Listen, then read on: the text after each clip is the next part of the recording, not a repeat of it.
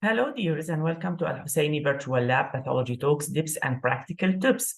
Today, I'm going to address also an important tip that we might encounter while reporting colorectal carcinoma, in particular rectal carcinoma, post-neoadjuvant chemotherapy, which is the presence of acellular mucin lakes at margins in lymph nodes. How would we really consider these when we report the presence or absence of tumors within the margin at the lymph nodes and in relation to the staging? So this is a recently encountered case that I had last week, actually, and this is a rectal tumor post-neoadjuvant treatment.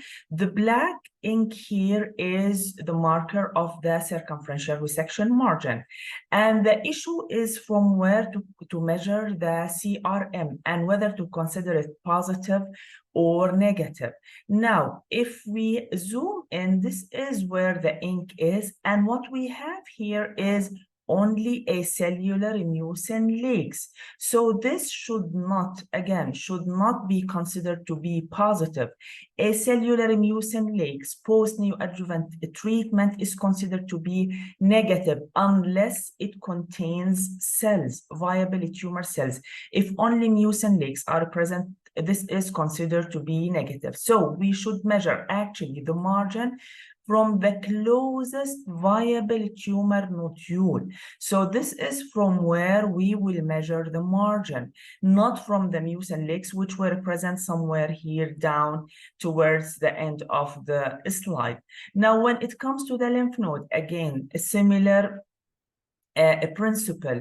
So if we have a lymph node with acellular mucin lakes with no evidence of viable tumor cells, this is considered to be negative. This is considered to be post-chemotherapy, radiotherapy response. So this is actually a good sign.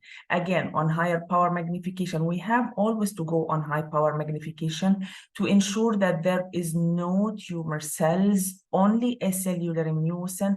This is another lymph node from the same patient, which used to be heavily involved by the tumor, but now all that we have is the acellular mucin lake. So how do we really consider the margin in this case? This is considered to be a negative margin, and we have to measure the CRM from the most adjacent viable tumor. How do we report the lymph nodes? We report the lymph nodes as negative N0 because we have only acellular mucin lakes. Now, this acellular mucin lakes rule applies only to post-neoadjuvant treatment. If we encounter the same appearance, but in a patient with no prior chemo, radiotherapy prior to surgery, this is considered to be positive.